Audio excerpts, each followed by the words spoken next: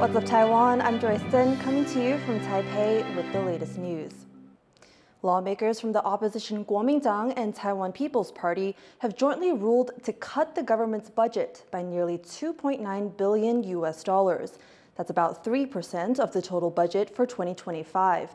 The cuts target expenses like international travel and training, as well as costs related to military equipment and local media outlets. More cuts are expected to come next week. The opposition parties together hold a majority in the legislature, and they say the originally proposed budget was too high. But the cabinet warns that the slashes will negatively affect Taiwan's development. Nvidia head Jensen Huang has continued to tout Taiwan's competitiveness in the global high-tech sector during his visit to the country. The Taiwan-born CEO has been making the rounds, visiting local partners and ringing in the Lunar New Year with his employees in Taiwan. A busy night for Nvidia's celebrity CEO Jensen Huang. The tech titan attended 2 year-end parties in Taipei, taking the stage in his signature leather jacket at electronics manufacturer Wistron's event before attending Nvidia's own party. Huang has been visiting various Taiwanese suppliers during his trip, which included a lunch with TSMC CEO C.C. Wei.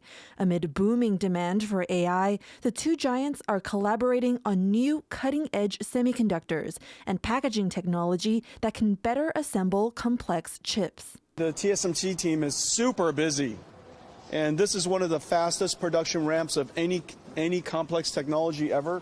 And so mostly I just wanted to thank him for the hard work and prepare ourselves for next year, because next year is going to be a really big year.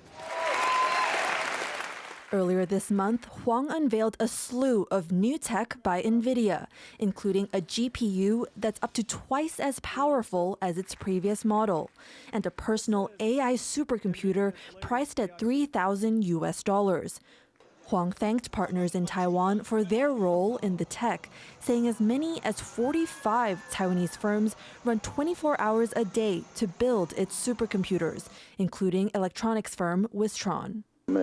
今年过年不会关灯，Nvidia 工厂要全程加班，然后因为为什么很简单，就生意太好。 But earlier this week, outgoing U.S. President Joe Biden announced new export controls on those same AI chips to protect U.S. tech dominance against competitors, including China.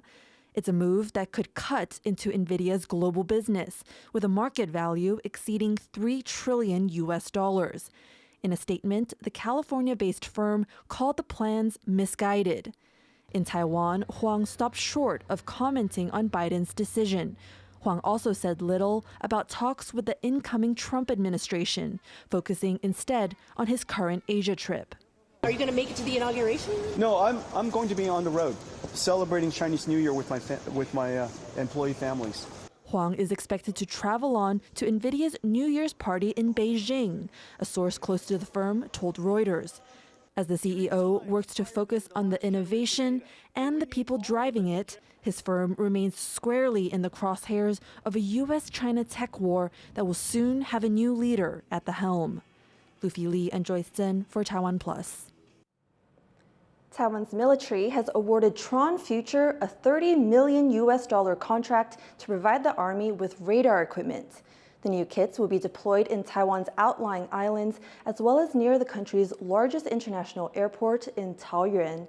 The radars will help the military detect smaller threats like drones and balloons that could fly over some of the country's critical infrastructure. Tron Future is a Taiwanese company based in Hsinchu. U.S. President-elect Donald Trump and Chinese leader Xi Jinping have held what is believed to be their first phone call since Trump won election in November.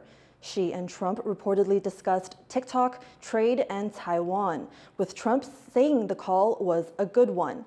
China's Xi said the conversation was positive and a good first step toward restarting U.S. and China exchanges.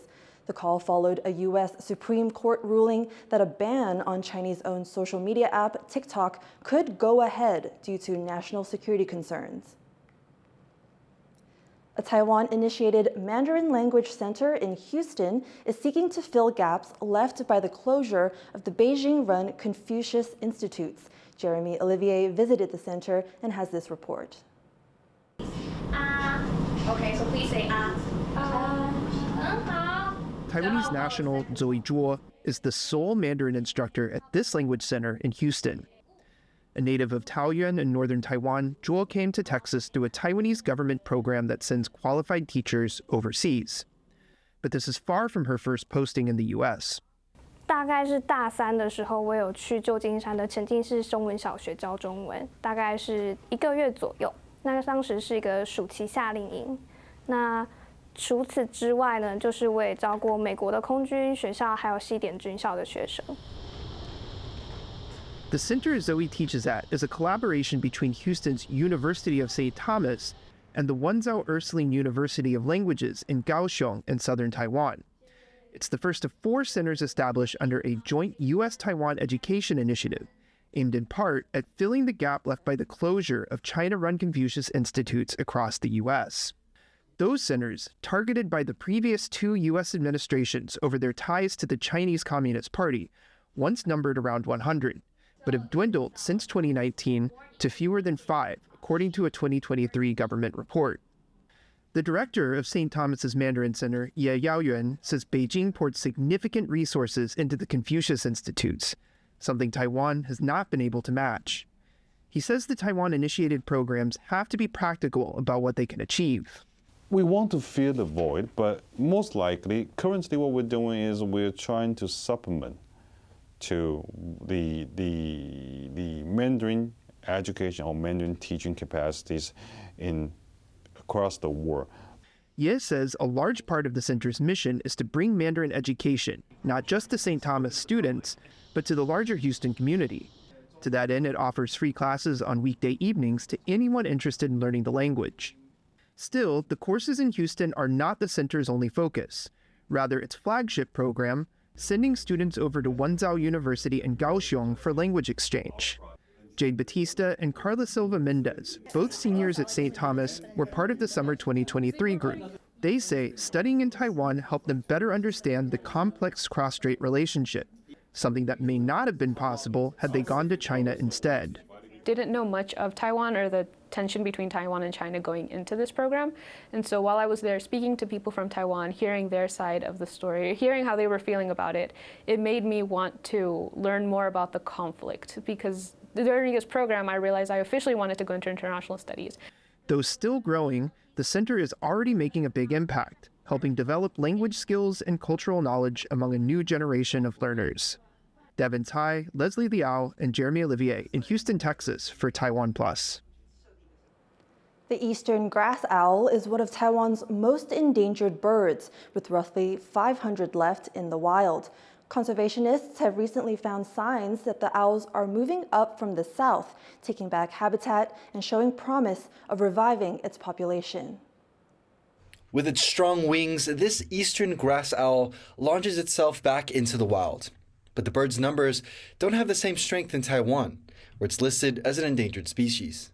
Last February, conservationists rescued one of the birds after it got tangled in a net in central Taiwan, and ecologists later only found rare traces of the owl in the region. Biologists say climate change, loss of habitat, and pesticides have been putting pressure on the species' population, making them limited to Taiwan's southern areas.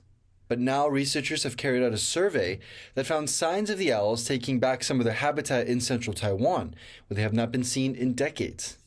本分属最新的生态调查掌握濒危鸟种草鸮的出现位置，证实除了南部地区，中部地区也是数量稀少的草鸮活动范围。 Best estimates put the number of these owls in Taiwan at only about 500, though global populations are strong, but also under pressure in places like Australia. Civic groups in Taiwan are doing what they can to protect the birds' breeding grounds. 透过我们几年的努力，然后让这种保育类的草鸮不断的有机会在我们这个地方来富裕。那我们希望大家可以针对好不容易能够保留下来的台湾草鸮，能够有更加的珍惜。The survey shows that conservation efforts have been helping the eastern grass owl return to some of its old territory, but conservationists warn that this majestic bird is still very much under threat. Huang and Jaime Okan for TaiwanPlus. An Yilan County family is holding tight to a tradition of hand-making high-quality gongs. The family's workshop is beloved by percussionists and is now in its third generation. John Ventriez takes a look inside.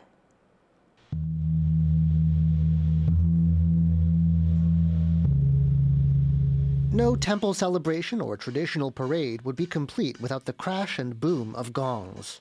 And these beautiful bronze creations are a staple of the contemporary stage too, with percussionists pushing their sonic possibilities to their limits.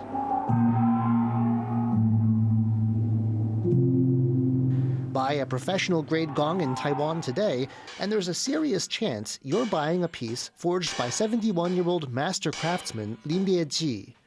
His workshop in the northeast county of Yilan accounts for 80% of national production, a remarkable feat considering his gongs are completely made by hand.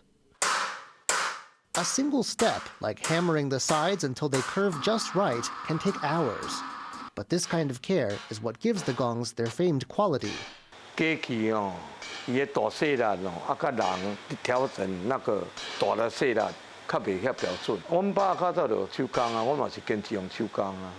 This family enterprise got an unexpected start in 1947.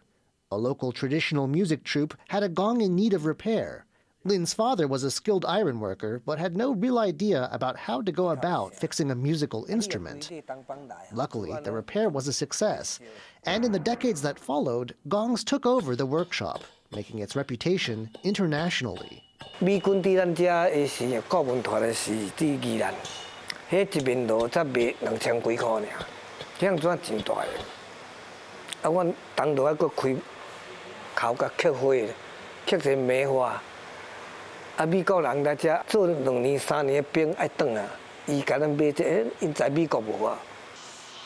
With orders pouring in, the Lin family of 5 was swamped with work, even continuing to toil through the weekend.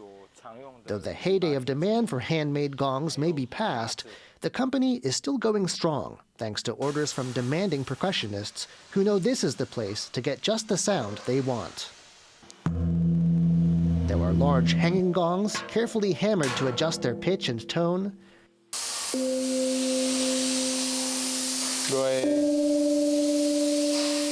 And there are whole sets of smaller gongs, able to play melodies over several octaves. Each is fine-tuned before being shipped out. Now the workshop is in its third generation of family ownership. Son Lin Haoxian first picked up a hammer to help out in grade 6. But he had his heart set on medical school and a career as a doctor. One day, however, as he struggled to work on one of his father's gongs, he realized how much more he still had to learn about the art, and that here in the workshop was where he really belonged. 曾经试着下去焊一面螺啦，一面螺焊一个早上焊不完，但后来他就说奇怪，我焊一面螺可能2个小时就好了，或是1个半小时就好了。他就在外面会一直看，我就一直焊，一直破洞，一直焊，一直破洞，就一直在补那些破洞。Having a son to carry on the business is something that makes the elder Lin happy. Old age and years of testing gongs at close quarters have left him hard of hearing. The family hopes to keep the business going through more generations, cementing its place as a center of traditional culture and refined technique. John Su and John Van Trieste for TaiwanPlus. Thank you for watching What's Up Taiwan. Don't forget to visit the TaiwanPlus website and follow our social media. Finally, we leave you with images of horse riders showing off Portugal's unique style of equestrian dressage. UNESCO listed the technique as an intangible cultural heritage in December. I'm Joyce. Take care and see you next time.